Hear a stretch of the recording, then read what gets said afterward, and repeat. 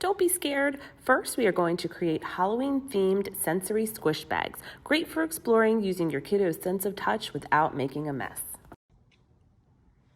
Here are the supplies that you need to make our squishy, non-messy sensory bags. First, you need some Ziploc bags. I like to use the freezer bags because you want something that's very strong and durable because they're going to be touched a lot. So I find the freezer bags work great for this. Then you need stuff to fill them, and this is just a sample of some different things that I've used in the past.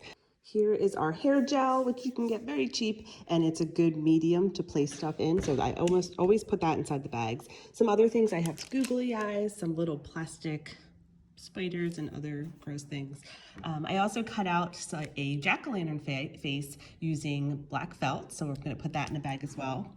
Cooked spaghetti is another good one because it feels kind of weird. I use food coloring because I like to add color to them. Also used the real insides of a pumpkin. So what I did was just cut open a pumpkin, scoop everything out before you create the jack-o'-lantern face, and just collect everything from inside. This is a really fun one for kids because I know my kids would not want to touch this for real, but it's great that they can explore and feel it without getting messy.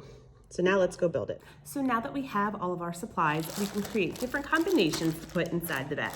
So for our cooked spaghetti, I'm going to add just a little bit of hair gel. Hair gel makes it a little more squishy.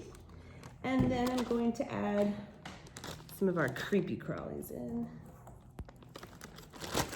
You want to try to squish as much air out as possible before you seal it. And then just sort of squish it yourself. So with our felt jack-o'-lantern face, I'm just going to put that into a bag and then squeeze a bunch of our hair gel inside. I'm also going to add a little bit of red and yellow food coloring to make this look really orange.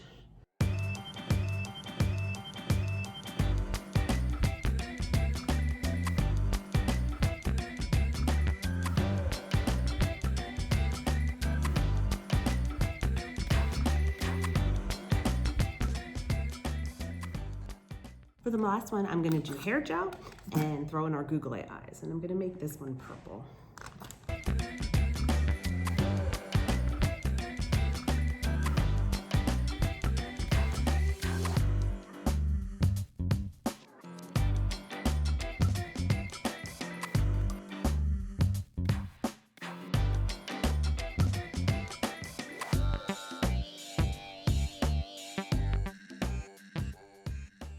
So now that everything's in our bags and we sealed the top, it's time to get them ready for the kiddos to play. Now in the library, I like to make sure they stay sealed. So I usually put duct tape on the top and tape them either to a window or to the table so the kids can play with it. Now if your kids are more careful, or if you're doing it outside and you don't care if they happen to open up, you can just hand them to the kids and they can play with it. I do recommend using duct tape or packing tape, anything like that, to help keep it sealed.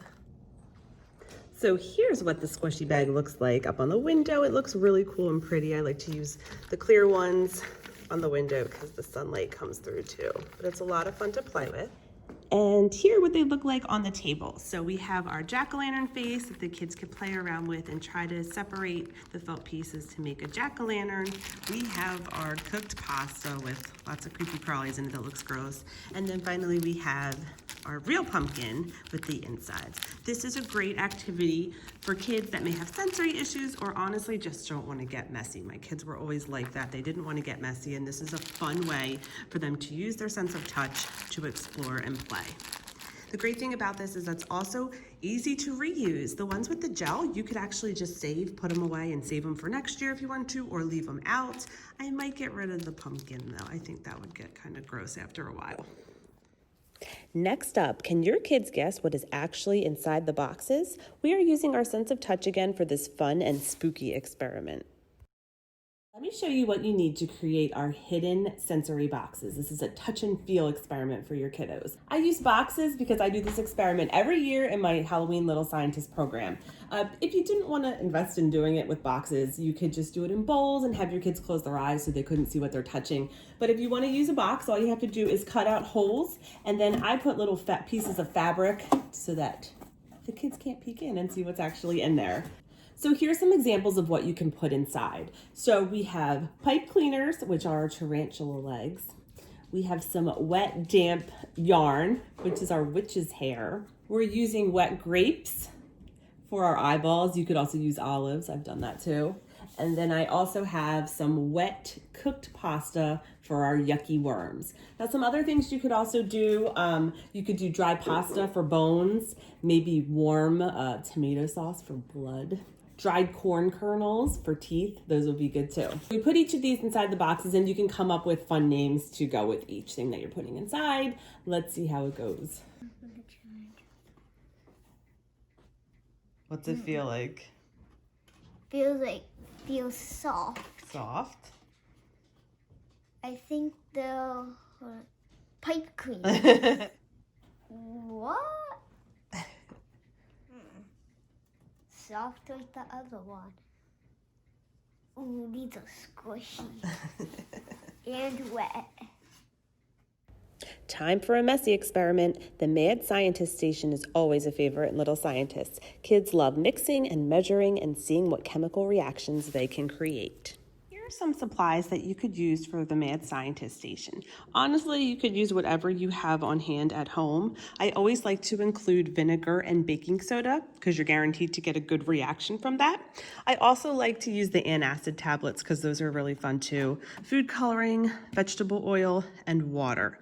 Again, you could add cornstarch, salt, lots of different things. Just basically clear out your cabinets and let the kids have fun with those. I also like to use different containers. So I have these test tubes that I got from Dollar Tree, beakers, the pipettes are fun, or you could use spoons. I have these little cauldrons that you could use during Halloween time, and a tablecloth because this is sure to make a mess. I put everything out on the table and label it and let the kids have fun mixing. So here's the setup for our Mad Scientist experiment. I label everything so they know what they're mixing, and then I have bowls and also the little cauldrons. We have a nice day today, so we are gonna do this outside because it will definitely make a mess. If you're doing it inside, just make sure to use a tablecloth.